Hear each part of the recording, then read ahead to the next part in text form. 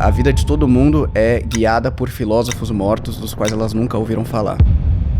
E é exatamente isso. Então, mesmo que você não queira, alguma ideia filosófica está influenciando a sua vida, mesmo que você não saiba.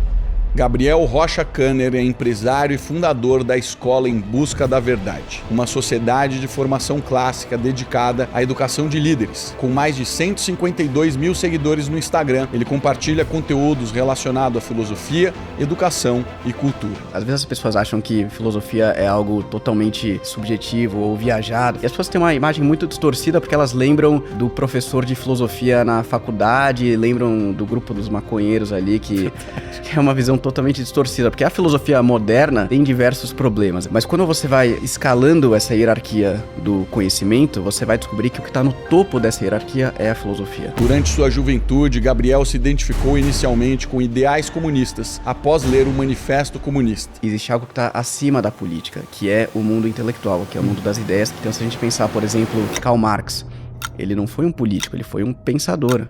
E olha o estrago que ele fez. A virada em sua trajetória ocorreu ao conhecer o filósofo Guilherme Freire, que o mentorou na educação clássica. Essa orientação o levou a uma profunda busca pela verdade, embasada na história e na filosofia. O Guilherme começou a me dar recomendação de livro. Eu fiquei muito chocado com o tamanho da minha ignorância, porque eu achava que a minha educação tinha sido excelente. Estudei no que são considerados bons colégios aqui, colégios internacionais, fiz uma boa faculdade, fiz intercâmbio, tudo isso, e eu escutei isso minha vida inteira. Gabriel, você teve acesso ao melhor que a educação pode oferecer. E aí, quando eu comecei a estudar de verdade, eu falei, meu Deus do céu, fui enganado. Juntos, decidiram fundar a EBV, que atualmente conta com mais de 800 matriculados em um curso de 2 anos focado na formação em educação clássica. A gente conseguiu juntar dois mundos, o mundo da filosofia e da educação clássica com o mundo empresarial, porque é fundamental a gente formar as lideranças empresariais do Brasil, é quem toca economia, é quem gera emprego. Gabriel é um exemplo de transformação pessoal e dedicação à promoção de valores clássicos e à formação de líderes comprometidos com a busca pela verdade. Você precisa das ideias na direção certa para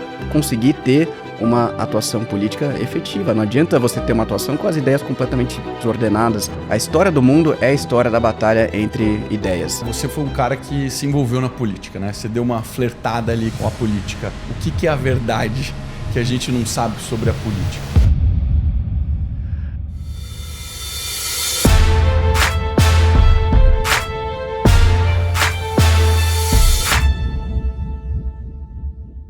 Gabriel, você passou 10 anos frequentando carnaval, se considerava comunista, veio de uma família muito importante, que tem acho que mais de 50 anos de história, que faz parte ali do grupo Riachuelo, e isso deveria ser um prato cheio para ser uma pessoa que foi curtir a vida, veio a vida a passeio.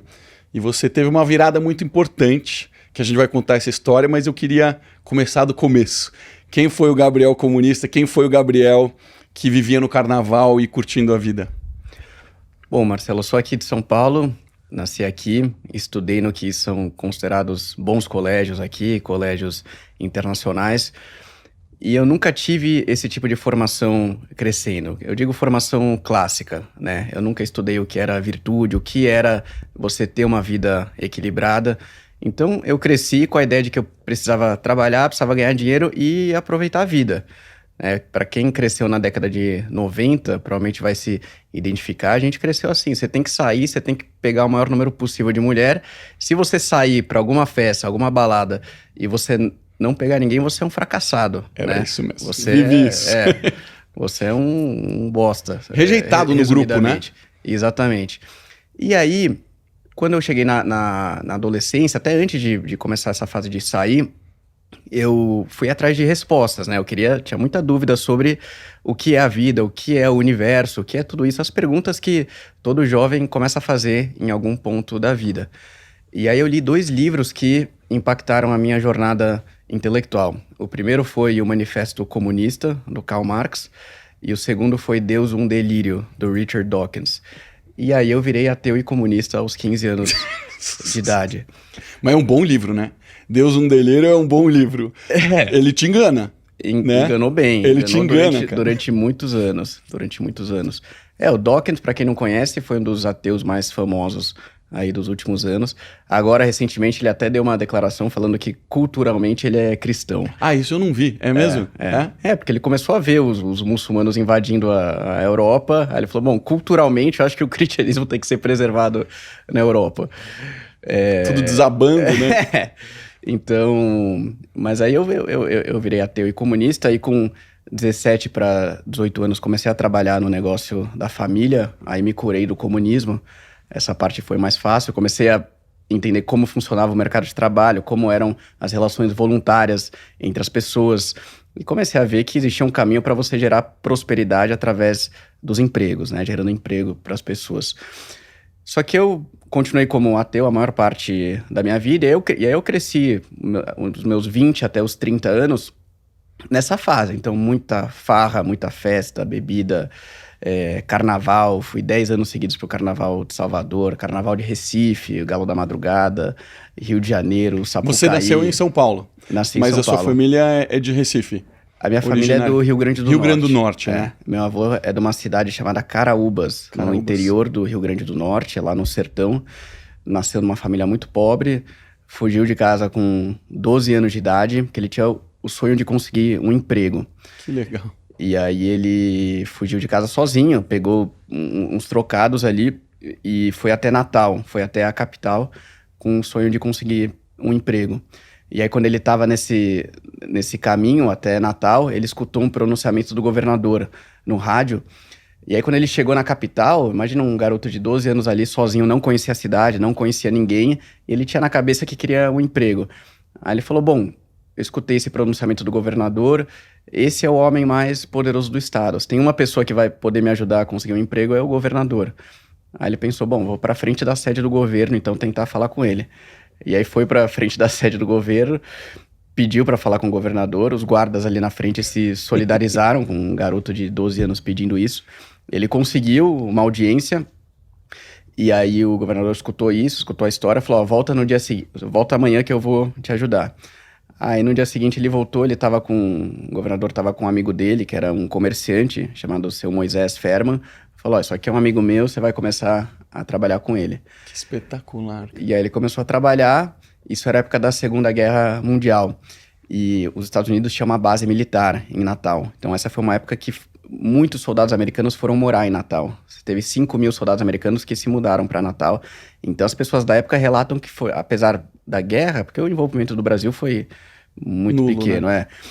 Mas foi uma época de muita alegria para a cidade de Natal, porque os americanos mudaram o clima, né? Trouxeram, eles gastavam muito, então melhorou a economia da cidade. E aí ele começou a trabalhar com esse comerciante e vendia vários produtos, vendia bugiganga, engraxava sapato, vendia muito para os soldados americanos. E aí ele foi juntando um dinheirinho. E aí teve um dia que ele recebeu uma remessa de camisa social masculina e vendeu todas no mesmo dia. Normalmente ele demorava mais para conseguir vender os produtos, e aí foi muito rápido. Aí ele falou, bom, acho que tem um mercado aqui.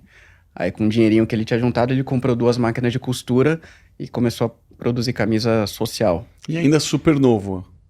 Isso, ele tinha 18 anos. Caramba. Isso foi em 1947, que foi o início da empresa. Uhum. Então nós somos de lá, eu nasci em São Paulo já, mas minha mãe e meus tios são do Rio Grande do Norte, já morei lá, já morei em Natal, já trabalhei muito lá na fábrica, no interior do estado, porque quando meu avô faleceu em 2020, a gente começou a sentir uma missão muito grande de devolver para onde tudo começou, devolver para o estado, devolver para o sertão, né, devolver para essa região da onde ele saiu, da onde a empresa saiu, a família. E aí a gente montou o Instituto Riachuelo. Que você ficou lá um tempo, né? Fiquei lá um tempo, que tem o objetivo de transformar vidas através da geração de emprego e renda. Então tem muitos projetos ali no sertão, tem oficina de costura, que é algo que dá super certo pro sertão, para gerar emprego, porque você não precisa de água no processo produtivo, né? Água só para consumo humano, mas na cadeia têxtil você não precisa para produzir camisa, calça. Então é algo que funciona muito e você pode descentralizar. Então você pode ter vários pequenos núcleos com 30, 40 costureiras. Você não precisa de concentração de pessoas para ter escala. Então, como você consegue descentralizar, isso gera muito emprego. Então, hoje, esse é o maior programa de empregabilidade do Rio Grande do Norte. É mesmo, cara. E aí a gente fez trabalho com algodão lá, fazia 40 anos que não se plantava algodão no Rio Grande do Norte, a gente revitalizou a produção de algodão. Então, hoje tem, em 17 municípios, tem famílias tendo algodão novamente como fonte de renda. Então, isso tudo vem da nossa história, né? Da onde a gente começou e dessa vontade de devolver, ajudar a desenvolver o sertão e reconhecer, né, que tudo que a gente tem vem exatamente dessa origem no sertão do Rio Grande do Norte. É legal você contar isso porque, cara, hoje a gente vive um país que é extremamente assistencialista, né? E você viveu esses dois lados e você viu o que é ajudar e de fato ser efetivo. Ajudar é importante, né? O jeito que vocês estão fazendo é um jeito efetivo. O que você acha que a gente erra no Brasil quando a gente dá assistencialismo e a gente começa a ver que a população começa a fraquejar? Que ela não se acomoda, né, cara? Porque, você é empresário, você esteve lá comigo junto com um monte de empresários, vocês educam empresários e todos são unânimes em reclamar de que é difícil conseguir emprego, de que as pessoas chegam uma hora, saem porque elas querem o seguro-desemprego. Cara, alguma coisa está errada, né, cara? O que você acha que a gente erra? O problema do Bolsa Família é que não tem porta de saída, né? Então as pessoas entram nesse ciclo e não saem mais. E aí o governo fica comemorando a meta de quantas pessoas entraram no Bolsa Família. Isso é um absurdo. E agora o pé de meia, né, cara? Também super... Você torna as pessoas dependentes. Então você tem que dar emprego para as pessoas. Isso eu vi, assim, muito de perto. Isso no sertão. Quando você dá emprego para as pessoas, você dá dignidade para as pessoas. A gente tem alguns casos nas oficinas de costura de pessoas de 40, 45, 50 anos de idade que nunca tinham trabalhado na vida. Nunca tinham assinado a carteira, né? O primeiro registro na carteira de trabalho foi com 50 anos ou até mais. E é impressionante como muda a feição da pessoa, porque ela começa a se sentir útil, começa a se sentir produtiva. E o que acontece é que quando você acostuma as pessoas a viverem dessa forma, depois é mais difícil ainda de tirar. Então, vários desses municípios do sertão, antes de ter esse projeto das oficinas de costura, você só tinha dois caminhos para seguir. Ou você ia trabalhar na prefeitura, ou você ia viver de Bolsa Família, porque você não tem atividade econômica. E aí as prefeituras não conseguem se pagar, se sustentar sozinhas. Então tem o Fundo de Participação dos Municípios, que é um fundo do governo federal que distribui verba, né, orçamento para todos os pequenos municípios do Brasil que não conseguem se sustentar porque não arrecadam imposto o suficiente, né? Então, o imposto da prefeitura vai ser IPTU e ISS, principalmente, né? E aí, como você não tem serviço ali na cidade, não gera imposto para sustentar a prefeitura. Então, é uma loucura. Aí fica o governo federal tendo que subsidiar isso, você não tem atividade econômica e pagando Bolsa Família para as pessoas não trabalharem. Não faz o menor sentido. Cara? Então... Vira uma prisão, né, no fim das contas. Exatamente. Então, a gente tem alguns casos interessantes. Por exemplo, tem um município chamado Acari, que é um município de 11 mil habitantes no Rio Grande do Norte, no interior, que até pouquíssimo tempo atrás, isso o prefeito me falou, porque a gente começou a crescer o projeto das oficinas lá, e aí no ano retrasado, ele falou, olha, Gabriel, essa é a primeira vez na história do município que tem mais pessoas trabalhando na indústria do que na prefeitura, por causa do crescimento das oficinas de costura. Então, é assim que você muda a realidade do país. De fato, mudou a história. Então, o assistencialismo, é óbvio que em caso de extrema pobreza, extrema miséria, o governo deve entrar, tem que ter uma rede de proteção do governo. Agora, o cara tá saudável, com 20 anos de idade, tem que trabalhar, não tem desculpa, entendeu? Tem que trabalhar. Gabriel, vamos deixar aqui para você, ó, a Probiótica é nossa patrocinadora. Opa. Então aqui vai ter, acho que creatina, tem pré-treino, tem barrinha de cereal aí para você. Cara, Maravilha. Agradecimento aí por você ter vindo aqui contar a sua história. Obrigado, Valeu, Marcelo. Obrigado. Cara, como é que você vivendo num grupo de amigos que todos pensam iguais e de repente você ter que mudar sua mentalidade e deixar de achar aquilo que todo mundo achava bonito legal? Porque você ser o primeiro a pensar diferente, cara, gera muita resistência. E como jovem que se rebela e começa a pensar diferente de todo mundo e começa a não achar bonito mais ficar pegando mulher ou ficar indo pro carnaval ou ter uma vida, cara, virtuosa, como você falou. Como é ser dos primeiros a mudar a mentalidade e conseguir sair disso? Bom, no começo as pessoas estranham muito, né? Porque você viveu durante muito tempo aquela vida de sair, de festa e tudo mais. Então, eu conheci minha esposa em 2020, durante a pandemia, e foi muito rápido, porque eu conheci minha esposa, eu conheci o Guilherme, que hoje é meu sócio, eu comecei a estudar filosofia, comecei a estudar educação clássica, começaram os jantares que depois culminaram no Em Busca da Verdade, casei e comecei a ter filho, então essa mudança foi muito rápida. Então eu vejo que as pessoas estranham no primeiro momento, mas depois elas começam a ver que tem alguma coisa ali, que existe alguma coisa boa que você tá fazendo, que a sua vida evoluiu, não é que você ficou careta, ficou retrógrado. Pelo contrário, você amadureceu, né? No fundo é isso, é uma questão de maturidade. Você amadureceu. Então, o que eu percebi é que causa um certo estranhamento no primeiro momento, mas depois as pessoas começam a olhar com certa curiosidade e depois admiração. Fala, pô, mas por que ele tá fazendo isso, né? Por que ele tá falando sobre casamento, sobre filho, né? Por que começou a ir na igreja? O que tem aí, né? Tem alguma coisa aí. E aí eu vi que algumas pessoas começaram a me procurar para conversar, né? Conversar sobre problemas, conversar sobre dificuldades. Então, eu acho que é natural esse movimento.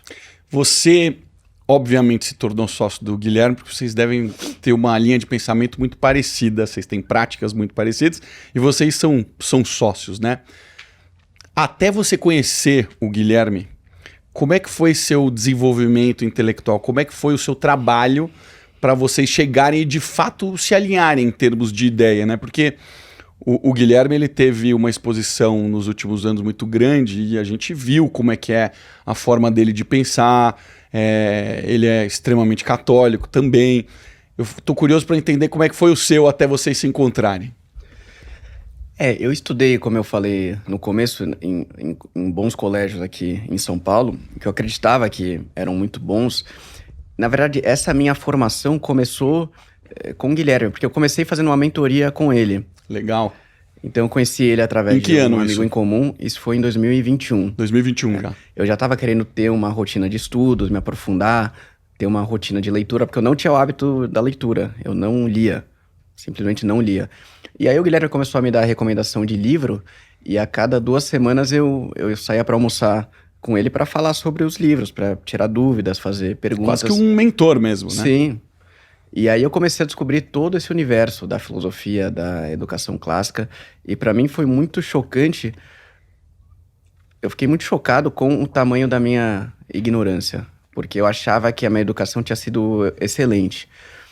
Né? Fiz uma boa faculdade, fiz intercâmbio, tudo isso, e eu escutei isso minha vida inteira. Gabriel, você teve acesso ao melhor que a educação pode oferecer. E aí, quando eu conheci o Guilherme, comecei a estudar de verdade, eu falei, meu Deus do céu, fui enganado a minha vida inteira. Não é possível que nunca me apresentaram esses livros que são os livros que literalmente fundaram a nossa civilização. Onde é que estava tudo isso? E aí comecei a entrar nessa rotina de estudos, me aprofundar. Então isso acabou sendo muito, muito junto. E aí chegou uma hora que... Porque cada conversa dessas, eu saía com a cabeça explodindo. Né? Aí chegou uma hora que a gente falou, isso aqui tá muito bom pra ficar só entre nós. A gente tem que pelo menos chamar nossos amigos pra escutarem essas conversas que a gente tá tendo. Aí a gente falou, bom, vamos fazer o seguinte, vamos fazer um jantar por mês em casa. A gente chama um pessoal, chama uns amigos, o Guilherme faz uma exposição sobre história, sobre filosofia e vamos ver no que dá. E aí a gente começou assim, fazendo jantares. Então, desde a mentoria a gente começou a ter esse alinhamento maior. Espetacular. E como é que você conheceu ele? Foi de internet? Alguém te apresentou? Eu conheci através de um amigo em comum. É? O Henrique, da Brasil Paralelo. Sim. Que máximo, adoro o Henrique. Sim. E o que você estudou? Foram os clássicos? Foram os clássicos. Então, comecei com Platão.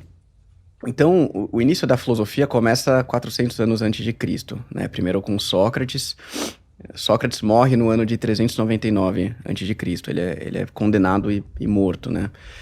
E aí Sócrates nunca escreveu nada. Tudo que a gente sabe sobre ele é por causa do que Platão escreveu. Platão foi aluno de Sócrates e Platão teve um aluno brilhante que foi Aristóteles. Então esse trio é o início da filosofia clássica. Então tudo que a gente entende como civilização, né, pelo menos no Ocidente, vem dessa base, né? Vem de Sócrates, Platão, Aristóteles. Depois, obviamente, tem o crescimento do cristianismo. Então essa é a nossa base. E todas as vezes que começou a dar cagada é quando a gente desviou disso. Né? Então a nossa tentativa é de voltar para aquilo que são os pilares da nossa civilização e que sempre funcionaram. Cara, então você foi para um estudo bem profundo já, né? Porque Sim. estudar filosofia, estudar especialmente essa, cara, não é fácil, né? Não é um estudo trivial, assim, que você vai sentar e curtir. Cara, dá trabalho de você entender as linhas de pensamento, né? Dá trabalho, mas é fundamental, porque às vezes as pessoas acham que filosofia é algo totalmente subjetivo ou viajado. Falar, o que isso vai aplicar na minha vida, né? Eu preciso trabalhar, preciso cuidar da minha vida. E as pessoas têm uma imagem muito distorcida porque elas lembram do professor de filosofia na faculdade, lembram do grupo dos maconheiros ali, que é uma visão totalmente distorcida, porque a filosofia moderna tem diversos problemas. Depois a gente pode falar sobre os filósofos modernos que falaram muita besteira. É uma boa mesmo. Mas a filosofia clássica é exatamente o oposto disso. É exatamente o oposto. E começou a ficar claro para mim que era fundamental estudar isso, porque todas as outras coisas descendem da filosofia. Então, existe uma hierarquia do conhecimento. E essa chave de compreensão foi fundamental para mim. Porque hoje a gente vive na era da hiperespecialização, né? Então, as pessoas passam anos e anos estudando um certo nicho específico. Então, você faz faculdade, aí faz MBA, aí doutorado, não sei o quê. E você vira especialista, né? É a era dos especialistas. E tem uma analogia muito boa de um cara chamado Richard Weaver, que é um autor fantástico americano do século passado. Ele escreveu um livro chamado Ideias Têm Consequências. E ele fala que o especialista é como se fosse um bêbado que fica olhando num ponto fixo para não perder o equilíbrio. E é isso, você fica muito... Você conhece muito sobre um assunto, né, muito nichado, e porque você conhece muito daquele nicho, você acha que sabe muito sobre todas as coisas. Mas, na verdade, tem muita coisa que você está ignorando. Então, hoje a gente tem diversas disciplinas diferentes, várias especializações diferentes, mas quando você vai escalando essa hierarquia do conhecimento, você vai descobrir que o que está no topo dessa hierarquia é a filosofia. Não tem nenhuma disciplina que está acima da filosofia.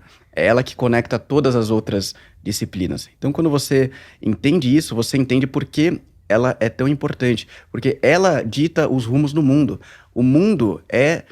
A história do mundo é a história da batalha entre ideias diferentes. E no seu nível mais elevado do debate entre ideias, a gente está falando de uma discussão filosófica. Isso para o bem ou para o mal. Então, as pessoas que mudam o mundo de fato são as pessoas que, em algum momento, pensaram alguma ideia, colocaram isso no papel e levaram isso para o mundo. Para o bem ou para o mal. Então, as pessoas pensam muito na política, né, como o vetor das grandes mudanças. Mas existe algo que está... Óbvio que a política tem uma influência grande, mas existe algo que está acima da política, que é o mundo intelectual, que é o mundo das ideias, que é o mundo da filosofia. Então, se a gente pensar, por exemplo, Karl Marx, ele não foi um político, ele foi um pensador.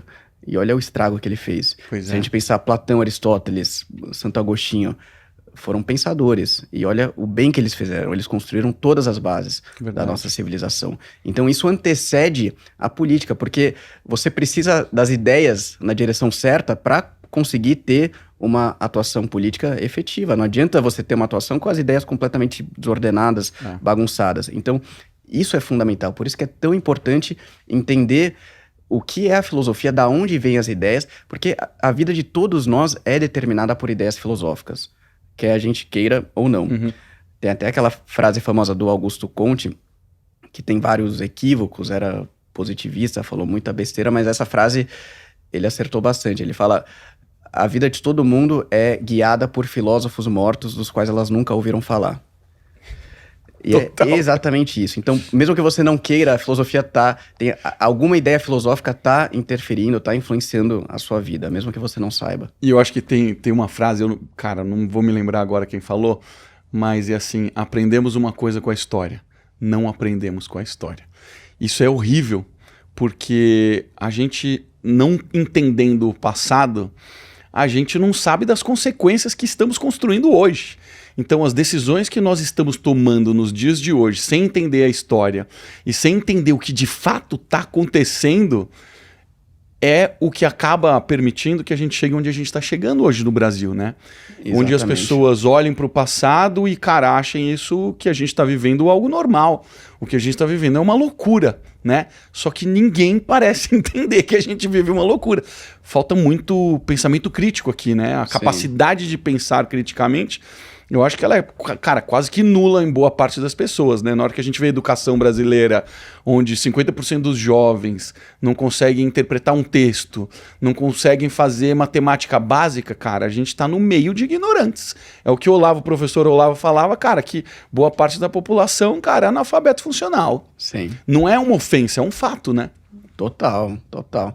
A gente viu esse exemplo agora no Carnaval, colocaram ali Dom Pedro II decapitado e a caravela da Ordem de Cristo toda destruída, com o índio raivoso segurando a cabeça de Dom Pedro II. Essa narrativa é ridícula, né? Então, o Brasil, na verdade, na sua essência, ele é indígena, porque os indígenas estavam aqui e os portugueses chegaram aqui destruindo tudo e roubando a terra dos indígenas.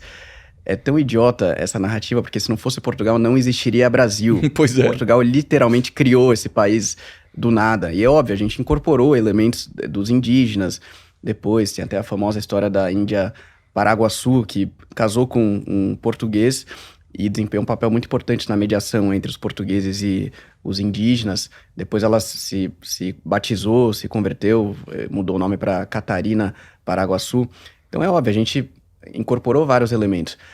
Mas a gente fala português, então a gente não fala tupi-guarani. Então é óbvio que a gente pertence muito mais à cultura portuguesa do que à cultura indígena. Total. E aí e aí vendem isso no carnaval como, não, realmente a gente vai colocar Portugal como grande vilão e a terra tem que voltar a ser indígena. É uma falta de consciência histórica inacreditável. E cara, esse é um exemplo de vários que acontecem, cara, com muita frequência e que a gente é enganado o tempo inteiro. As pessoas são enganadas o tempo inteiro.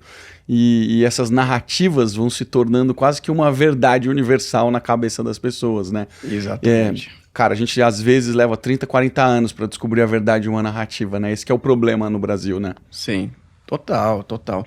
Uma coisa básica que as pessoas não param para pensar é da nossa bandeira. Por que mudou a bandeira do Brasil? Aliás, de quando é a nossa bandeira atual? As pessoas não sabem. Isso mudou em 1889, com a proclamação da República, né? E por que mudou a bandeira? Quais eram os símbolos anteriores da nossa bandeira original? A gente tinha no centro da bandeira a esfera armilar, que era o símbolo de Dom Manuel, e a cruz da Ordem de Cristo, que é a ordem que fundou o Brasil. E aí houve uma ruptura, né? Porque Princesa Isabel aboliu a escravidão, a galera ficou pé da vida, derrubaram a monarquia, instauraram a república no lugar, e aí colocaram o lema Ordem e Progresso, que era o lema da esquerda da época. Cara, isso eu não sabia. E aí, né, todo mundo hoje carrega a bandeira e não sabe que ela é uma bandeira revolucionária. Nossa. Porque arrancaram os símbolos fundacionais do Brasil. A nossa bandeira original, ela é muito mais bonita, inclusive. Ela tem os símbolos que fundaram o nosso país ali. Mas é óbvio, eles tinham que demonizar o nosso passado e construir uma narrativa diferente dali pra frente. E aí falam na escola que o verde é da mata, né, o ouro... o amarelo é do ouro. Não tem nada a ver com isso. Nada a ver. O verde é da Casa de Bragança, né? Que é a casa imperial que fundou o Brasil, que vem de São Nuno Álvares Pereira, que foi um grande santo, um grande guerreiro português.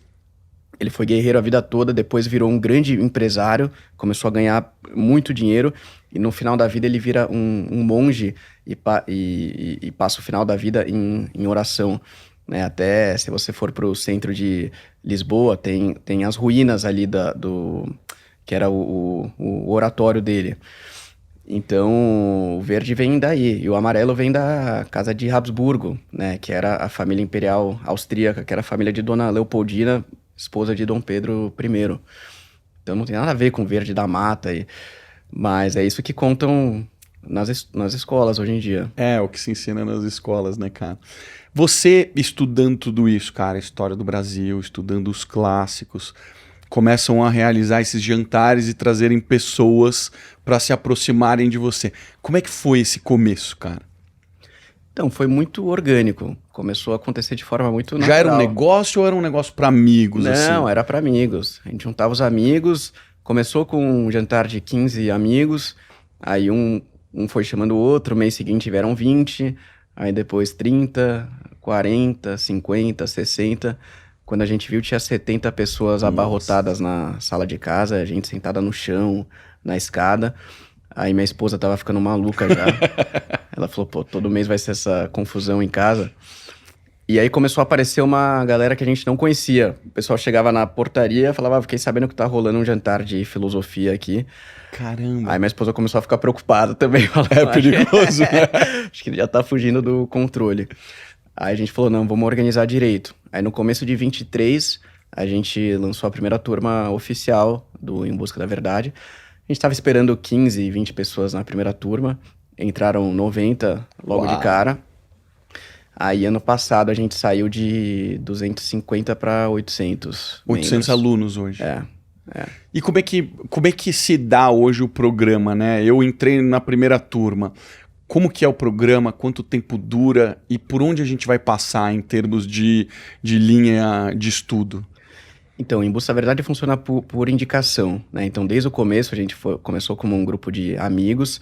Então, um vai chamando o outro. Todo mundo... E é curioso, porque... Todo mundo sabe, tem um amigo, tem um conhecido que sabe que precisa de um empurrãozinho para passar por essa transformação que eu passei, que a gente vê tantas pessoas passando hoje dentro do grupo também. Porque acaba sendo natural, né? Você vê quando a pessoa tá naquele... É isso, às vezes ela precisa só começar a estudar, começar a ter uma rotina de estudos. E essa formação teve um impacto tão grande na minha vida que é parte também porque eu decidi me dedicar ao Em Busca da Verdade. Inclusive, eu saí da empresa da família faz 3 meses. É mesmo? Até então, tava... Eu não sabia. Você estava conciliando. Tava com um cargo lá. E aí, eu saí para me dedicar... Integralmente. 100%, porque eu comecei porque essa formação teve um impacto tão profundo na minha vida que eu senti essa missão de levar isso para outras pessoas também. Então, hoje a gente tem imersões. Agora, no final de março, a gente vai ter... a imersão Alexandre, inspirado em Alexandre o Grande, que é uma imersão de 2 dias para quem quer ter um primeiro contato com o Em Busca da Verdade. E a partir daí, o Em Busca, que é o que a gente chama de Sociedade de Formação Clássica, a sociedade, para virar membro da sociedade, a gente tem um programa de 2 anos. Tá. Então, são 2 anos, onde a gente se encontra a cada 15 dias. Então, a gente se aprofunda em história, filosofia política, antropologia, matrimônio, a gente fala muito sobre casamento, sobre educação dos filhos. E aí a gente tem encontro dos homens para falar sobre temas do universo masculino. Então, temas que, né, os homens gostam mais, tipo luta, defesa, combate ao crime, né, com policiais, esse tipo de coisa. E a gente tem encontro para as mulheres também, para falar de antropologia feminina, de como tratar o tema da sexualidade com os filhos.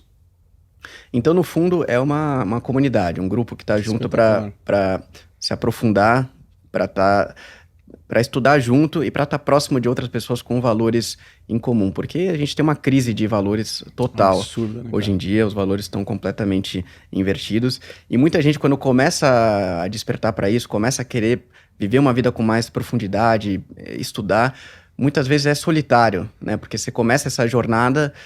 E aí, às vezes, você não tem com quem conversar. Fala, pô, mas aí, com quem que eu vou falar sobre... Porque aí meus amigos querem falar sobre futebol, querem falar sobre BBB.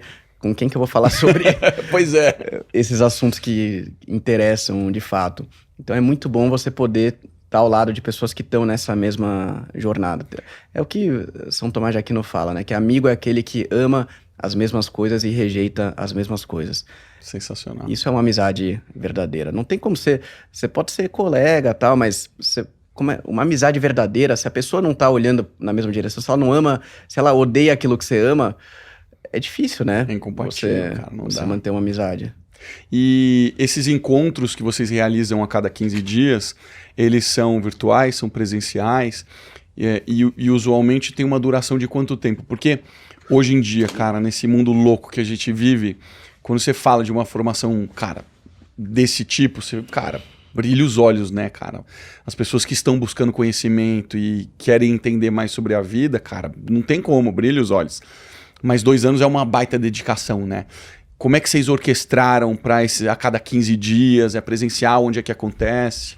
É presencial, a gente montou a nossa sede na Faria Lima, então são encontros presenciais. A gente faz a transmissão ao vivo também, porque às vezes tem algum imprevisto, a pessoa não conseguiu ir presencialmente, mas a gente incentiva o presencial, porque tem a troca entre as pessoas. É aquilo, online é fantástico, funciona como um complemento, mas é diferente, a gente está aqui frente a frente, olhando no olho, isso nada vai substituir, a tecnologia não vai conseguir substituir isso. Então a gente incentiva muito o presencial, a gente incentiva muito a fazer em casal também, então tem muitos casais que fazem juntos.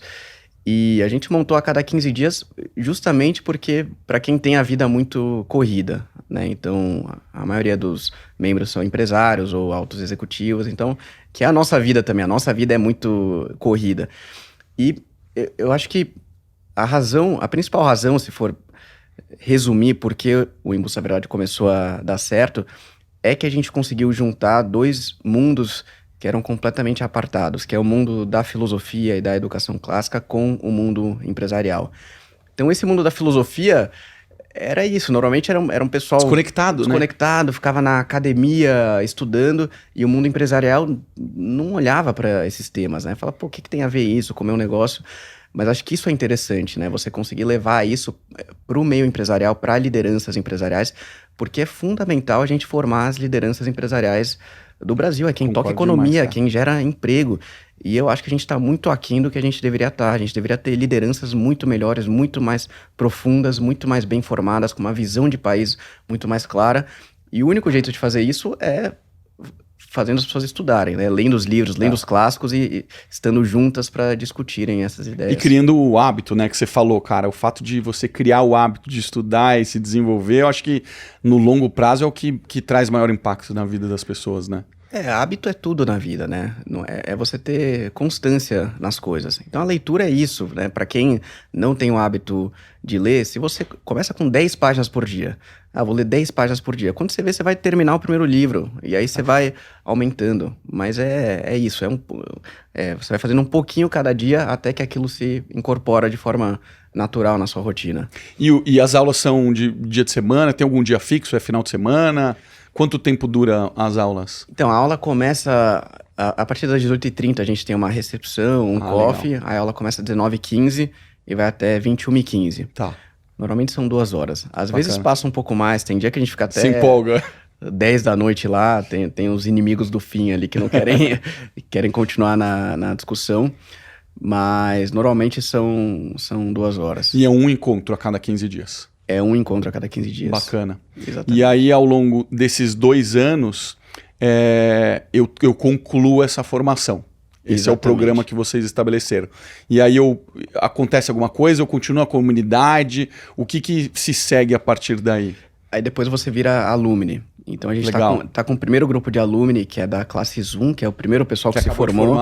Que a gente tem uma gratidão muito grande a eles. Quantos formaram? A gente tá com quase 50. Que legal, cara. Pessoas.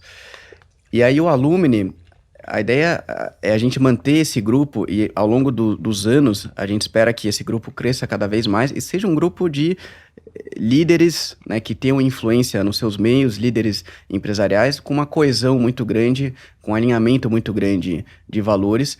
E ao longo do tempo eu acredito muito que a gente vai conseguir exercer um impacto positivo. A gente vai conseguir ter um nível de liderança empresarial muito mais próximo do que a gente merece como país. Não dá para aceitar o estado atual do nosso país. Então, tudo isso começa com a mudança interior, né? Não adianta você querer salvar o mundo se a tua vida está em desordem.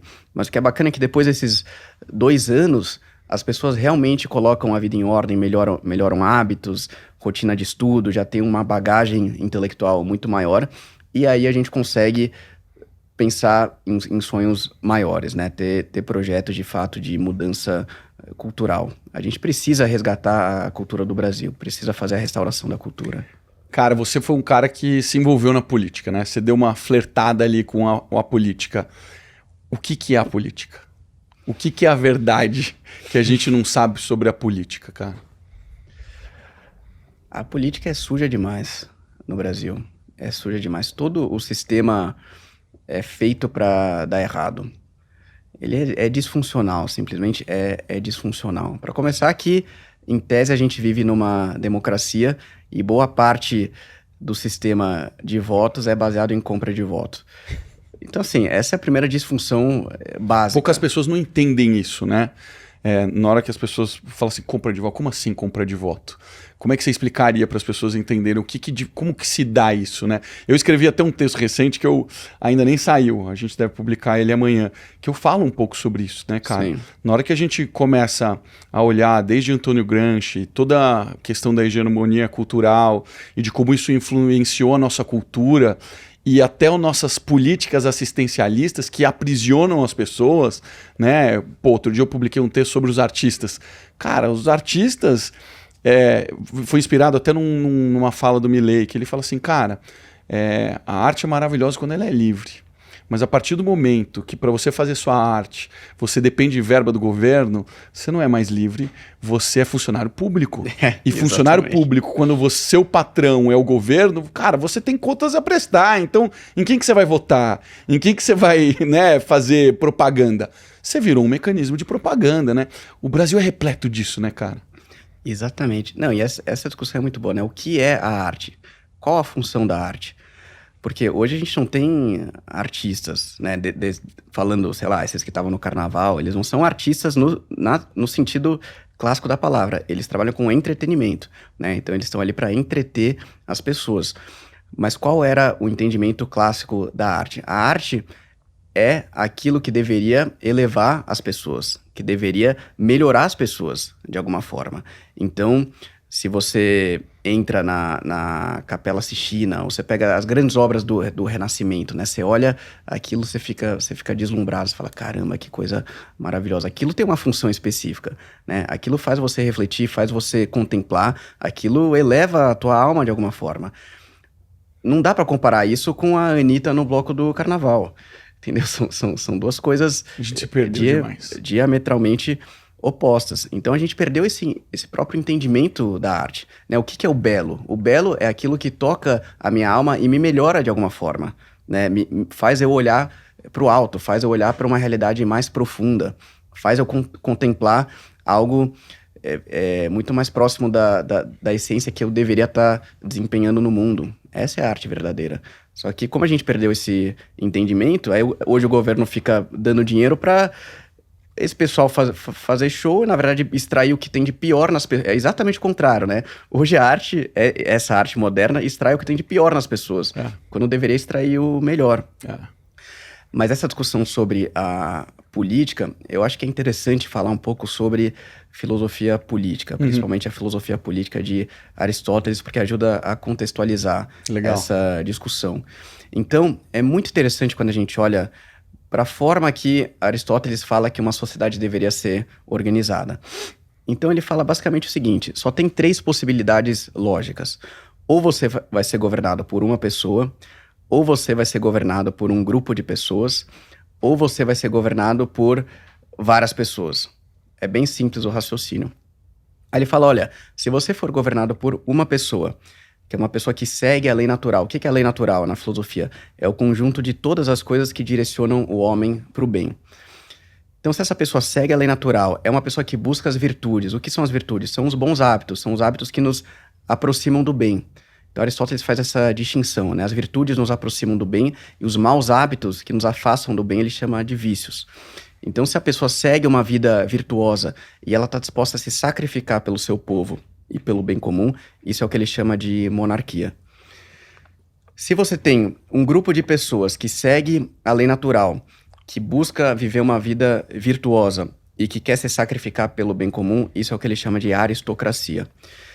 Isso pode parecer muito estranho quando a gente escuta isso, porque a gente foi educado para entender esses termos de forma pejorativa. Por quê? A gente foi educado pelo Iluminismo, que é um movimento intelectual que surgiu ali no século XVII, XVIII, principalmente na Europa, que demonizou tudo que remete à autoridade e hierarquia.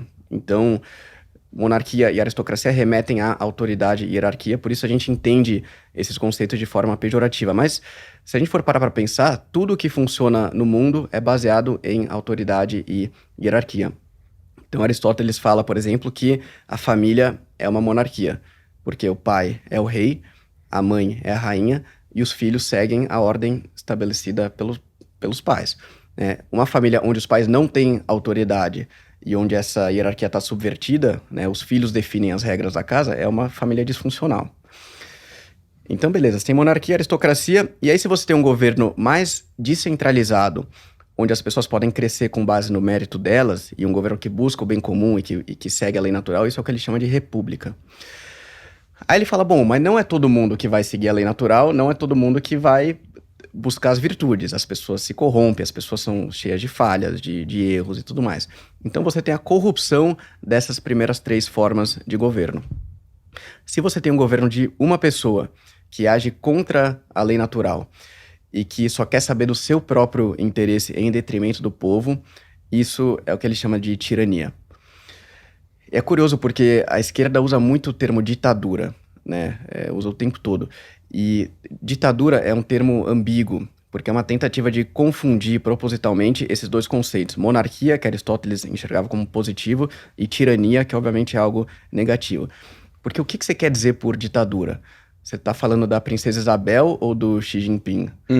Você está falando de Carlos Magno ou de sei lá, Stalin?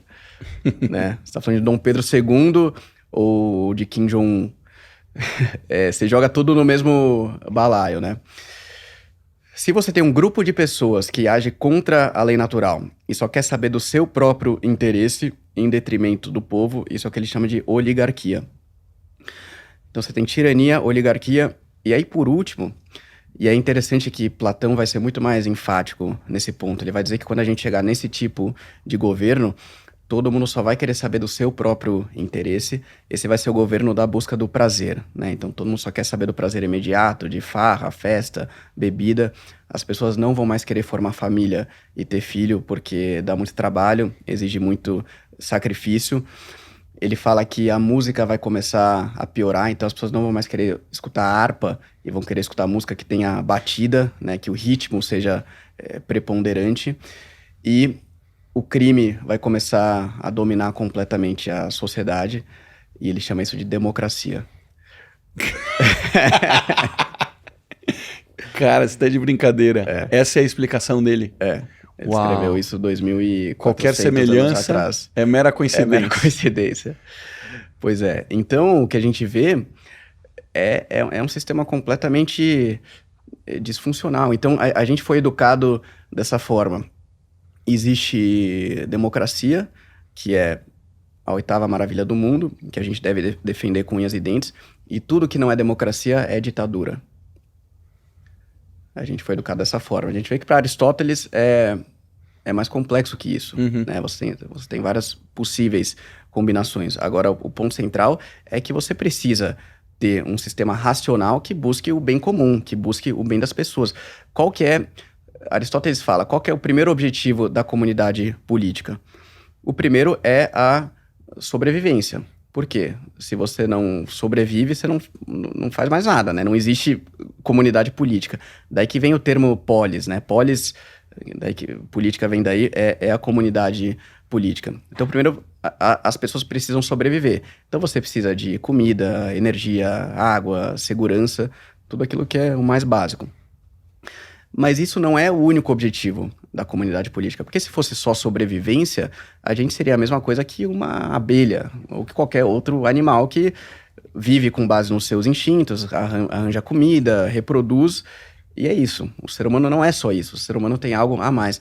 Então, qual que é a finalidade última da comunidade política? É aquilo que Aristóteles chama de eudaimonia, que é a plenitude da alma. Eudaimonia quer dizer, literalmente, a boa intermediação entre o céu e a terra. É você viver na terra os valores eternos. Então, o foco da sociedade, da comunidade política, deveria ser direcionar as pessoas para isso. Direcionar as pessoas para quererem viver os valores eternos na Terra. Que aí entra toda a discussão das virtudes, dos bons hábitos, de melhorar a própria vida, de se livrar dos vícios e adquirir bons hábitos.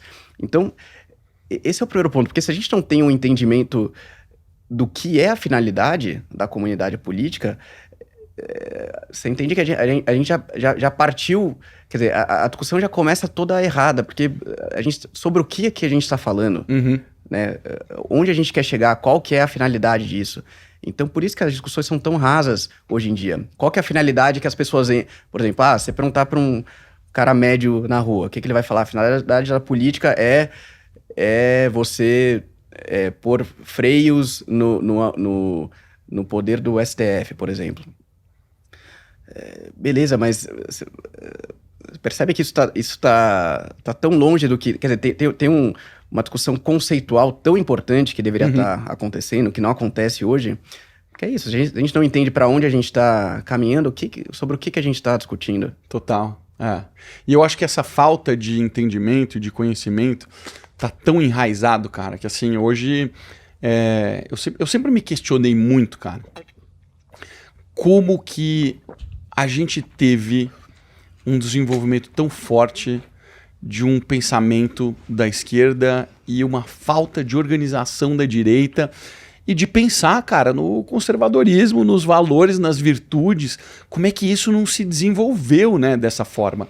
E aí a gente pega, cara, assim, sei lá, muitas décadas de história que a gente vem desenvolvendo esse pensamento e deturbando todos os valores e todas as principais virtudes. Sim. Só que tem uma coisa que não dá para controlar. Tem uma dessas coisas que eles controlam tudo. Controla a narrativa, controla a arte, controla a mídia, controla tudo. Mas, cara, tem uma coisa que não dá pra controlar, que é a economia. E é por isso que a gente tá onde a gente tá. Sim. Porque essa é a única coisa que não dá pra controlar, porque a economia é incontrolável. E aí, obviamente, que o comunismo é uma ambição, existe uma estratégia, né? Na hora que a gente olha o Fórum de São Paulo, existe uma estratégia de implantação do comunismo na América do Sul, mas sabe-se que o Brasil é os ovos da galinha de ouro, né, cara? Assim, se você mata isso daqui, você mata o projeto. Então, é quase que um mal necessário você manter isso daqui vivo. Mas é impressionante como não se existe um raciocínio em torno da sociedade que mostra o declínio da sociedade que a gente tem vivido, né, cara? É quase que uma loucura muitas dessas coisas que a gente acaba vendo hoje em dia, que hoje passa como normal, né? As pessoas acham como normal. Total. E tudo isso é proposital, né? Tudo isso foi orquestrado.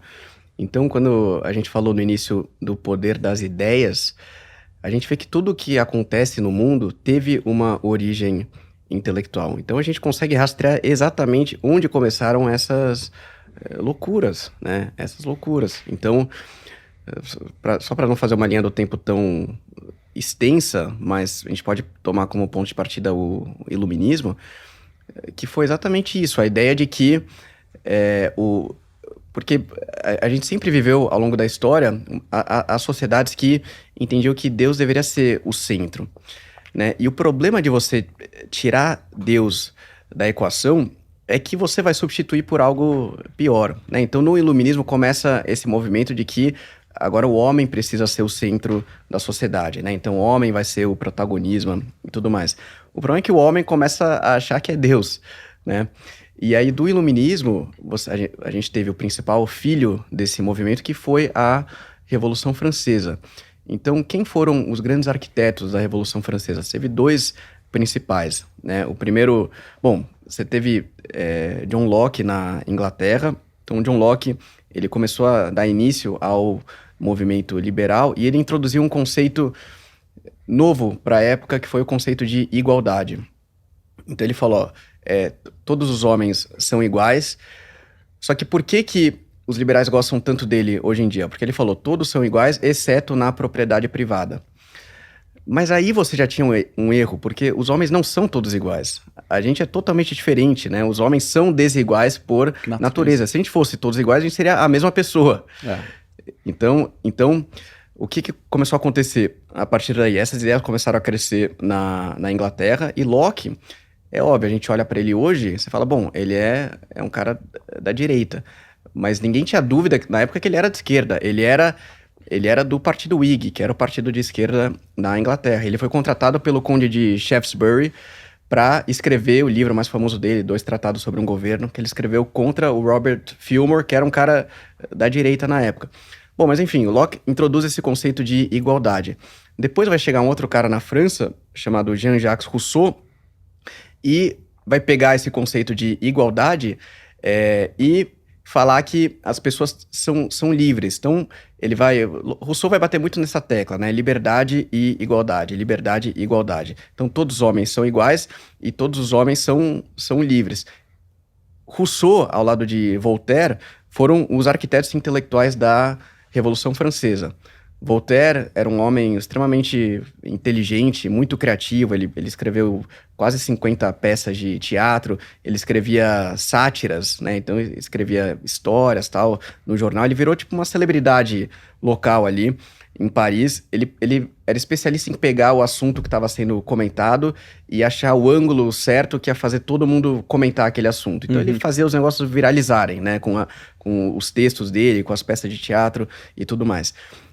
Mas o ponto central de todo o trabalho dele era destruir a sociedade francesa até então, que era uma sociedade tradicional que tinha Deus como centro de tudo, né? Então, nesse período, uma das estratégias que eles vão usar para fazer a revolução é a enciclopédia, por exemplo.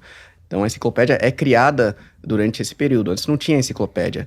Ela surge como um projeto revolucionário para levar a revolução adiante. Então, como que as pessoas se informavam antes da enciclopédia? Elas liam os livros, né? Elas iam na fonte original e liam os livros. E aí eles tiveram uma ideia genial. Falaram, e se a gente conseguir fazer um resumo de toda a história, onde a gente vai colocar um parágrafo sobre cada figura, sobre cada evento histórico, para as pessoas se informarem com o viés da revolução. Caramba! Olha que coisa maravilhosa. Então eles começam a se juntar nesse projeto, e aí o lema da revolução vai ser liberdade, igualdade e fraternidade, né? Essa igualdade é a semente do que depois virou o marxismo, essa liberdade é a semente do que virou essa libertinagem completa, revolução sexual e tudo isso. E fraternidade, na verdade, é uma deturpação do conceito cristão de caridade, né? A ideia de que todos são irmãos e tudo mais, mas isso tem muito a ver com a maçonaria também, que teve um impacto. Ela foi uma das grandes arquitetas da Revolução. Então a gente percebe que quando a gente olha para as loucuras que estão acontecendo hoje em dia, em grande parte elas descendem do movimento iluminista, elas descendem diretamente da Revolução Francesa. O Macron postou esses dias, né, no aniversário da Revolução, viva a Revolução Francesa, liberdade, igualdade e fraternidade. Então a Revolução venceu na França, esses valores venceram na França. E aí pouca gente sabe, mas quando que foi inaugurada então a Revolução foi em 1789, né? Ela começou em 1789 e ela vai ali até 1794, 95 mais ou menos. E aí depois com Napoleão ele vai botar fim à Revolução, né? Mas 100 anos depois da Revolução, qual monumento é inaugurado em Paris? A Torre Eiffel. Por quê? Em comemoração aos 100 anos da Revolução Francesa. E aí no bicentenário da Revolução, em 1989, é inaugurada aquela pirâmide de vidro em frente ao Louvre para comemorar os 200 anos da Revolução Francesa. Então hoje em dia todo mundo vai para lá, tira foto na Torre Eiffel, tira foto no Louvre, e aqueles são exatamente os valores revolucionários. Então você vai ter, no século XVIII, a Revolução Francesa, no século XIX você vai ter o marxismo, e no século XX você vai ter esse grande crescimento do progressismo. né? Quando a gente olha para essas pautas da revolução sexual e tudo isso, a gente vê hoje em dia essa pauta de ideologia de gênero, de crianças fazendo cirurgia de mudança de sexo, tudo isso tem uma origem histórica também. Então teve um grupo de pensadores que foi conhecido como Escola de Frankfurt, que começou na Alemanha, depois eles se mudaram para os Estados Unidos.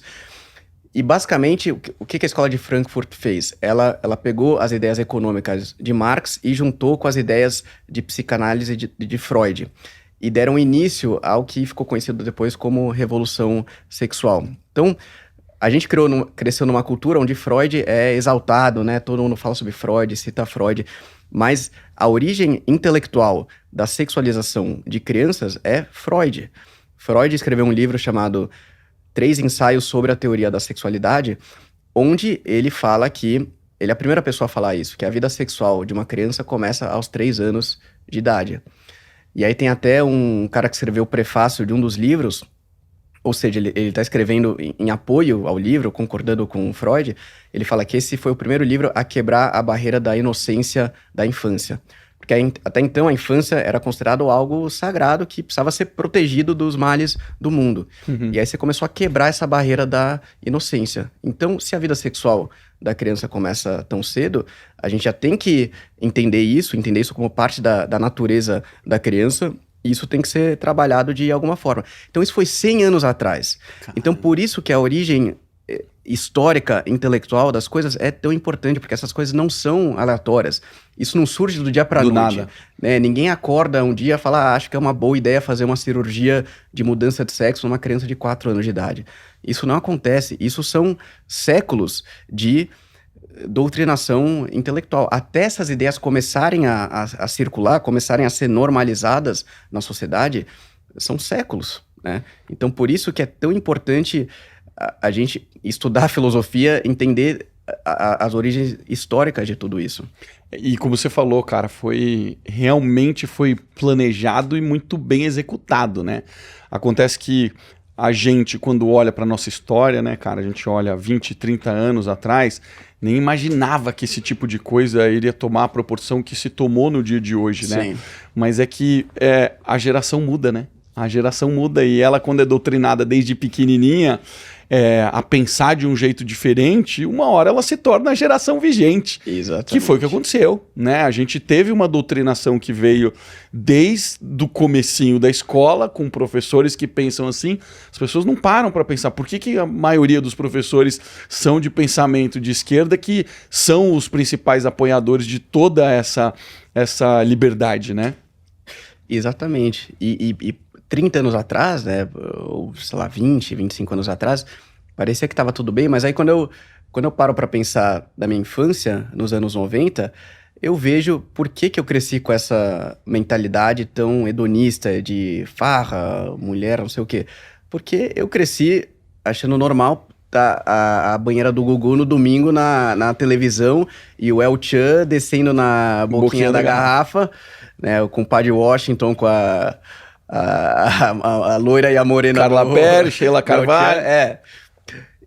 Só que é óbvio, a gente olhava com um olhar de inocência, falar, não tem nada demais. Só que isso vai moldando o imaginário. Então, é isso, é muito sutil, mas você vai... Quer dizer, eu não tive nada diferente disso, por exemplo, eu não tive música clássica para moldar o meu imaginário, eu não tive os clássicos da arte, né, do Renascimento, nada disso fez parte do meu imaginário. O que fez foi a banheira do Gugu e o El Chan. Então, é isso, mesmo que as coisas parecem inocentes, mas você vai criando esse coletivo, né, a forma geral que as pessoas pensam, e aí você vai moldando a cultura. Tipo, o impacto que esteve na cultura brasileira é brutal, que nem hoje... A maioria das pessoas, agora com o negócio do carnaval, o que elas vão falar? A cultura brasileira é o quê? É carnaval, samba e futebol. É isso. E as pessoas falam isso bem intencionadas, falam, não, isso é um negócio bacana da nossa cultura. E tudo bem, pô, eu adoro futebol, acho que a seleção é maravilhosa, eu torço na Copa, tudo. Pô, mas tem tanta coisa da nossa cultura que ficou pelo caminho, que a gente esqueceu. completamente. Isso não pode. É muito pouco. É só, sei lá, a cultura dos Estados Unidos é o quê? É empreendedorismo, Vale do Silício, tecnologia, e a gente vai se contentar com samba, carnaval e futebol? Cara, eu vi um corte, não sei se você viu esse, viralizou, acho que semana passada no Instagram. E é uma moça entrevistando, parece no centro de São Paulo, e ela pergunta ela só faz uma pergunta para as pessoas e ela pergunta para umas 10 pessoas: você gosta de ler? Que tipo de livro você lê? E cara, é chocante. A quantidade de pessoas, cara, são pessoas normais, trabalhadores, no seu corre ali do dia, respondendo perguntas, dizendo que gostam de ler sim, citam autores, citam livros. E a gente compara com o dia de hoje, cara. Se eu colocasse uma pessoa para fazer essas mesmas perguntas no centro de São Paulo, eu acho que a gente não conseguiria uma pessoa. E eu acho que o trabalho que vocês estão fazendo volta um pouco à educação clássica, a grega mesmo, de que você praticamente entregava seu filho para um mentor, viver com ele e educá-lo, né, cara? A gente perdeu demais esse lance da educação, né? Total. Essa foi a forma que os grandes líderes da história foram formados, né? Era com um mentor. Então, esse caso é muito famoso. Aristóteles teve um discípulo, né? E esse menino, ele era filho de Filipe II, o rei Filipe II da Macedônia. E aí, teve um dia que eles tinham um cavalo lá, chamado Bucéfalo, que era um cavalo extremamente agressivo, e nenhum general conseguia domar esse cavalo. E aí esse menino, filho de Filipe II, ele percebe que o cavalo reage à própria sombra dele. Então ele espera dar meio-dia, onde o cavalo não veria a sombra, e aí ele monta no cavalo, aos 12 anos de idade, e sai andando na frente de todos os generais, em cima do cavalo. Aí Filipe, o rei, olha pra isso e fala: bom, esse menino é especial, eu preciso achar a pessoa mais inteligente do mundo para mentorar o meu filho. E aí ele vai atrás da pessoa mais inteligente da época, que é Aristóteles, que tinha Aristóteles é da Macedônia, ele tinha se mudado para Atenas para estudar com Platão. Então Platão fundou uma escola chamada Academia, daí que vem o termo academia, né? Então Aristóteles fica 10 anos estudando com Platão, depois volta para Macedônia para instruir pessoalmente o rei de Filipe II, que chama Alexandre, né? Então ele começa a educar esse menino, e esse menino vai virar Alexandre o Grande, vai conquistar o mundo antes dos 30 anos de idade, porque ele teve uma mentoria pessoal de Aristóteles. Tem até uma frase famosa do Steve Jobs, que ele fala: se ele pudesse ter acesso a uma coisa na vida, seria essa mentoria, né? O que Aristóteles ensinou para Alexandre. É por isso que vocês vão fazer uma imersão de Alexandre? Exatamente. Conta um pouco dessa imersão, como é que vai ser o formato? Então, vai ser uma imersão de 2 dias, dias 28 e 29 de março, aqui em São Paulo. Então, a gente vai falar sobre a história de Alexandre, sobre como levar esses ensinamentos para dentro das empresas e das nossas vidas pessoais. Vai ter aula minha, vai ter aula do Guilherme Freire, vai ter uma aula do Fábio Gurgel para falar sobre liderança e como você usar o espírito do sacrifício no seu dia a dia. Vai ter uma aula prática também de jiu-jitsu com o Fábio. Vai ser bem tranquilo, tem que fazer um round de 5 minutos com ele. Para quem não conhece, o Fábio Gurgel é um dos maiores nomes da história do jiu-jitsu, 4 vezes campeão mundial. Mas a gente vai fazer uma aula na Aliança, para quem já treina ou vai ser o primeiro contato com o jiu-jitsu. E a gente vai ter aula com o Diego Reis, que é fuzileiro naval, pai de 6 filhos e professor de filosofia, um cara fantástico do nosso time de professores. E também com o Joel Gracioso, que é o maior especialista do Brasil em Santo Agostinho. Então, ficou bem bacana o programa, a gente tá bem animado. E a gente usa o Alexandre como referência, porque Alexandre o Grande, tá? Só para não ter dúvida. Só para não ter... Porque o que a gente fala para os empresários? As referências deles têm que ser os caras que construíram os maiores impérios da história. É óbvio que a gente pode olhar para exemplos contemporâneos, né? Elon Musk, Steve Jobs, são pessoas incríveis, né? Construíram coisas impressionantes. Agora, por que não olhar para os caras que construíram os maiores impérios da história? O que esses caras fizeram? Como que eles levaram isso adiante? Como que era o processo de formação que eles receberam? E como que eles delegavam essa autoridade, essa autonomia? Então, Alexandre ia preparando os generais 5 anos antes deles assumirem o posto, né? Ele saía conquistando os lugares. Por exemplo, Ptolomeu, que foi um dos generais dele, que ele colocou no Egito, a Cleópatra é descendente dele. Então a gente vê como isso foi moldando o mundo antigo e como era esse processo de formação das pessoas. Então tem muita riqueza, muita sabedoria que a gente consegue extrair para os dias de hoje. Como faz falta isso hoje, hein, cara? Se a gente tivesse capacidade de poder influenciar as pessoas que querem se envolver no poder político, né? Mas, cara, que não tiveram nenhum estudo, né? Que foram totalmente enviesados, que não foram formados para pensar livremente. Pelo contrário, cara, é sempre na revolução, sempre no combate, né? Aristóteles fala uma coisa interessante. Qual que é o papel da educação? Isso é outra coisa que a gente não para refletir, né? Tem que... Essa pauta é muito comum hoje em dia. Tem que trabalhar a educação, trabalhar a educação. Tá bom, mas qual é a finalidade da educação? E a forma de educação que você vai levar para as pessoas depende diretamente do seu conceito de antropologia, né? Conforme você concebe a natureza do ser humano, você vai educar o ser humano. Se seu entendimento de ser humano for você vai educar de uma forma. Se for outro, você vai educar de outra forma. Então, o que Aristóteles entendia? Que a educação tinha um papel de você desenvolver bons hábitos nas pessoas, que ele chama de virtudes. Então, você ensinar virtudes, ensinar bons hábitos, e você direcionar as pessoas para a busca da verdade. E aí, quando a gente olha a educação moderna, ninguém mais fala de virtude e falam que a verdade é relativa. Aí você já ferrou com toda a educação, né? Então, em busca, a gente fala muito. A gente não somos donos da verdade, mas a gente parte da premissa de que existem verdades universais e de que a verdade é objetiva. E através do estudo, através desse crescimento intelectual, a gente pode nos aproximar o máximo possível dela.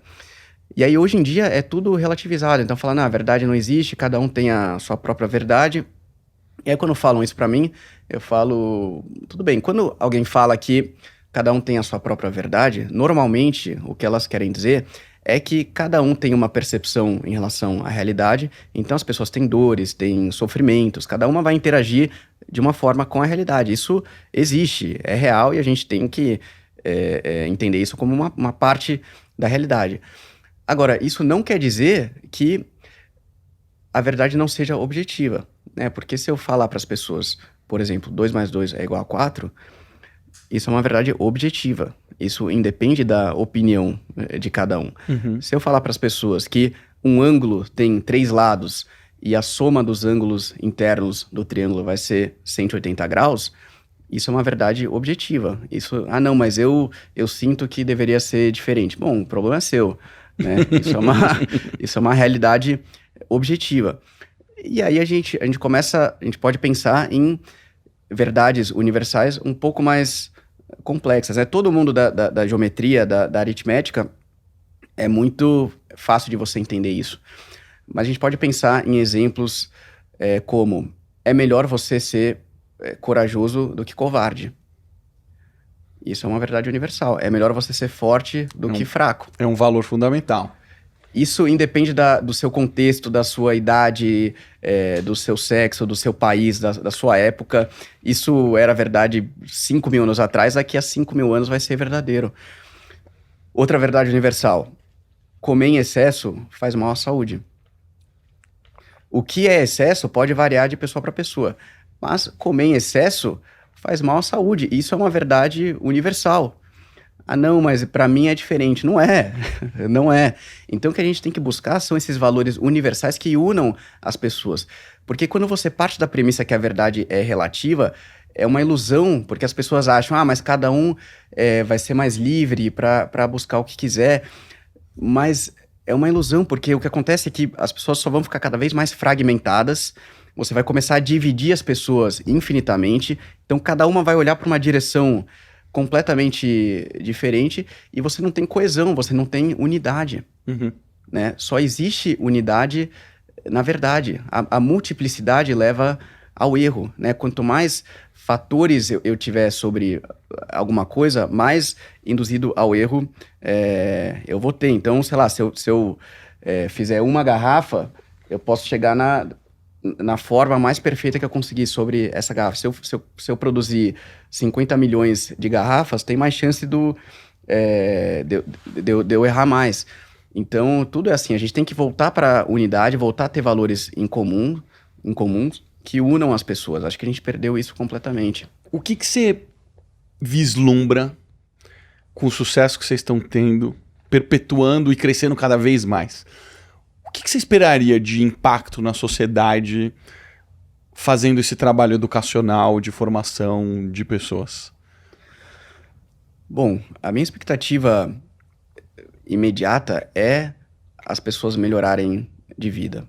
Então, essa formação, eu acho que ela é muito poderosa, ela de fato funciona, é o que aconteceu na minha vida. E se a gente puder ajudar as pessoas a encontrarem esse caminho de colocarem a própria vida em ordem, de melhorarem casamento, a gente tem casos, por exemplo, de pessoas que estavam já para assinar a papelada do divórcio e restauraram o Que legal. casamento depois da formação. Então isso não tem preço, assim, isso é a coisa mais gratificante que existe. E ao longo do tempo, se a gente conseguir ter um grupo cada vez maior de pessoas passando por esse processo juntas, querendo colocar a própria vida em ordem e ocupando posições de liderança em seus respectivos setores, a nossa esperança é que a gente tenha, de fato, uma liderança melhor para o Brasil. Uma liderança mais profunda, mais erudita. Eu tenho falado isso e parece loucura, mas não é. A gente não deveria nos contentar com líderes que não sejam eruditos. Totalmente. E parece loucura porque a gente está tão distante disso, ninguém mais lê um livro hoje em dia, mas esse foi o padrão ao longo da história. Então, a gente não deveria se contentar com um líder que não conhece profundamente, pelo menos a nossa linha histórica, e não é muita coisa para você estudar, assim, começa 2.400 anos atrás até hoje.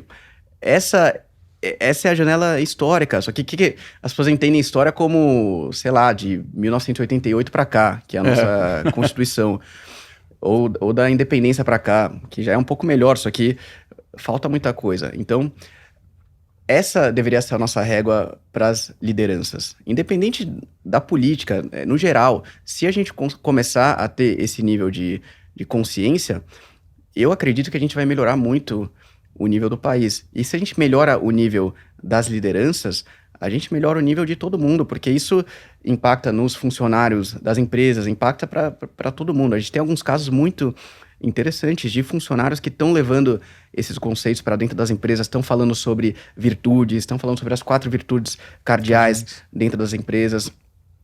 Porque hoje em dia se criaram vários termos novos, então, sei lá, inteligência emocional, vários outros exemplos, mas no fundo a gente está falando de bons hábitos, de virtudes. Se você volta para os clássicos, essa é a maravilha de você estudar Platão, estudar Aristóteles, que a base de tudo está ali. Então é muito difícil alguém te falar algum conceito moderno que já não esteja ali, né? Muito do que é falado hoje em dia é simplesmente uma reciclagem do que eles falaram 2.400 anos atrás. Tem uma frase do Alfred Whitehead, que é um matemático famoso, que ele fala: a história da filosofia são notas de rodapé a Platão. Que sensacional. Então ali tá a base. Então eu acredito que fazendo esse trabalho com consistência ao longo dos anos, né, se tudo der certo, a gente vai conseguir pelo menos elevar o nível das lideranças empresariais no Brasil. Cara, eu agora que eu tenho escrito muito assim e feito os textos em vídeo, eu acho muito engraçado, cara, porque as pessoas elas gostam de dar significado ao que você fala, né? Então eu falo sobre algum assunto, a pessoa fala assim: nossa, isso é isso. Aí ela atribui a alguém que ela leu a respeito daquilo ali. Só que, cara, o que mais me surpreende é que é nunca a primeira linha de informação. Nunca é a primeira linha. A gente sempre tá falando de linha secundária, terciária. Isso mostra, assim, até as pessoas que estudam, elas não chegam na raiz. Sim. Elas estão sempre no superficial, assim. Então elas não entendem nem a origem do pensamento, né, cara? A gente já pensou tudo. Tudo já foi refletido, tudo já foi pensado, né, cara? Só deriva a partir dali, né? Porque, às vezes, hoje em dia a gente pensa, mas o que eu vou aprender com um cara que viveu 2.400 anos atrás?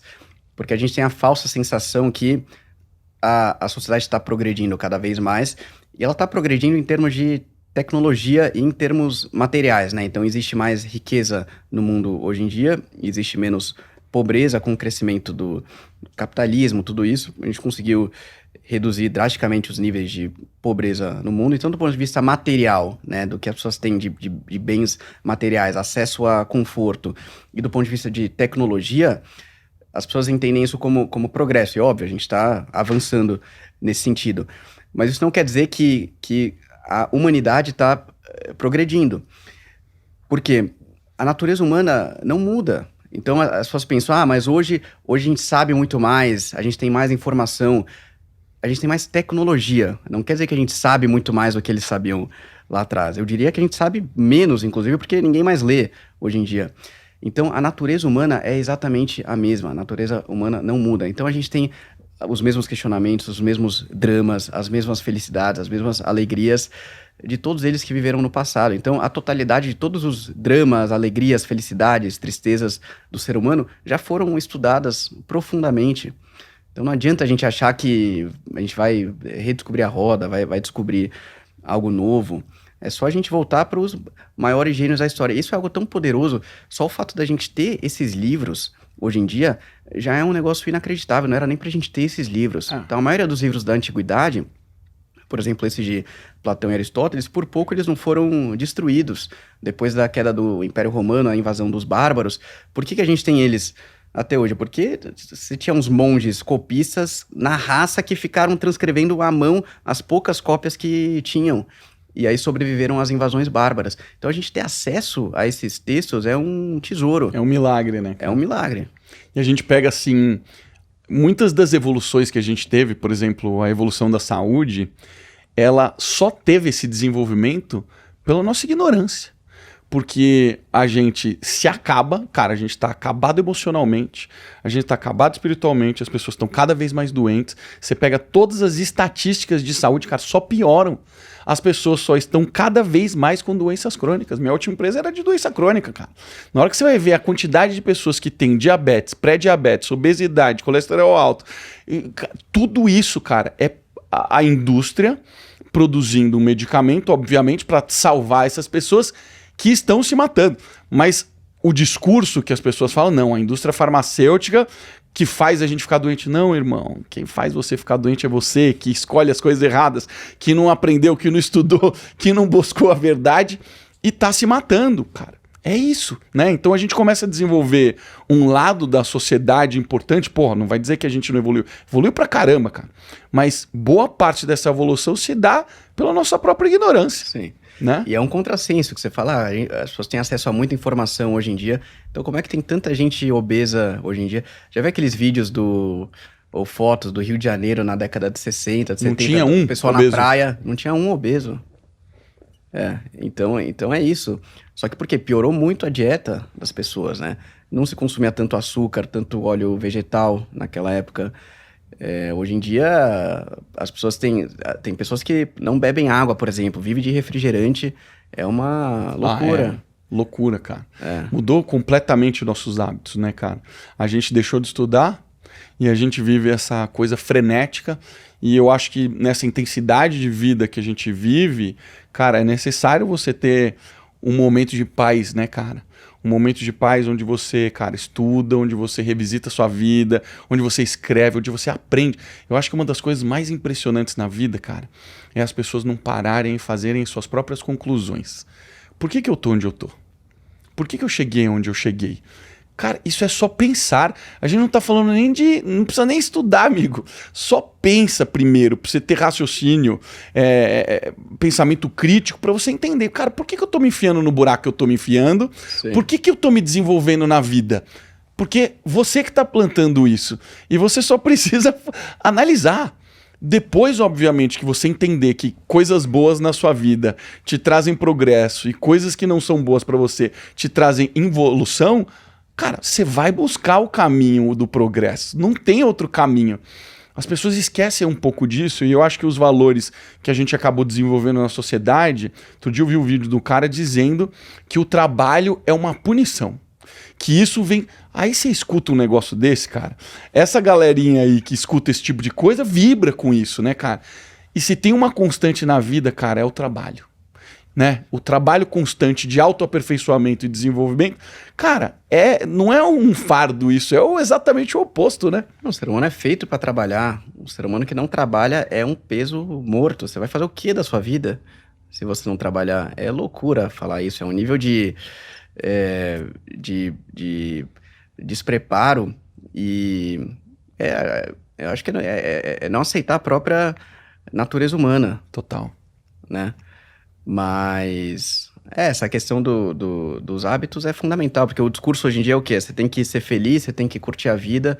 Então, falar, qualquer caminho serve. O que funciona para você pode não funcionar para mim. E é óbvio, cada pessoa vai ter escolhas diferentes umas das outras. Mas existem coisas que são universais, novamente. Alimentação, exercício físico. Isso vai fazer bem para todas as pessoas. Então, não é assim, você faz o que quiser da tua vida e você vai ser feliz. Mais ou menos. Tem escolhas que vão destruir a sua vida e escolhas que vão melhorar a sua vida, né? Tem uma frase do Tolstói que eu gosto muito, que é a primeira frase de Ana Karenina, do livro, que ele fala: todas as famílias felizes se parecem, mas cada família infeliz é infeliz à sua própria maneira. E é tão bonita essa frase, porque ele tá falando ali que existe um caminho, existe um mapa da felicidade, né? Não é algo aleatório. As pessoas que você vê que são pessoas maduras, que têm controle da própria vida, que trabalham, que assumem responsabilidade, que são boas para elas e para aquelas ao seu redor, né? Que tomam boas decisões, tem algo em comum ali. Não é aleatório. Agora pega as pessoas infelizes ou as famílias infelizes com diversos problemas, aí você vai ter 1 milhão de causas diferentes, né? Mas quando você vai caminhando para a ordem, você vê que existe uma similaridade. Espetacular. Cara, adorei nosso papo. Obrigado pelo seu tempo e ter vindo aqui contar sua história. E, cara, parabéns pelo que você está fazendo. Graças a Deus vocês estão fazendo isso, porque eu sentia muita falta, cara, de uma união de pessoas do bem que estão de fato bem intencionadas em mudarem as pessoas e uma sociedade, cara. Fica à vontade, eu vou colocar o link para o seu Instagram aqui na descrição do episódio, mas se você quiser mandar uma mensagem final aí para quem se interessou, eu sei que é por indicação, mas se tiver algum caminho para as pessoas se aproximarem, começarem a acompanhar o trabalho. Obrigado, Marcelo, pelo convite, foi um prazer enorme. Desde que a gente se conheceu no G4, eu acompanho o seu trabalho, acho que você está fazendo um trabalho fantástico de levar mensagens muito boas em tudo isso de desenvolvimento pessoal, de ajudar as pessoas a encontrarem esse caminho, encontrarem essa ordem. Então, continua firme aí no trabalho. E, bom, meu Instagram é Gabriel Kanner. O Embuste, na verdade, é só por indicação, mas a imersão que a gente vai fazer agora no final de março vai ser aberta para quem quiser. Então, me acompanha lá, me segue no Instagram, que ao longo do mês de março agora a gente vai divulgar a imersão. Então, quem quiser participar, ter um primeiro contato com a nossa turma, com um grupo de professores, essa vai ser a... Vai ser na sede de vocês? Vai ser na sede. Vai começar sexta-feira, 14h, e aí vai sábado o dia todo. Animal. Valeu, cara. Obrigado. Foi demais. Obrigado, Marcelo. Você que ficou aí até o final, gostou desse episódio, não esquece, verifica aí se você está inscrito. Boa parte das pessoas que assistem o nosso conteúdo não estão inscritas. Você não quer perder um episódio incrível como esse. Garante que você está inscrito. Um beijo para você e até a próxima semana.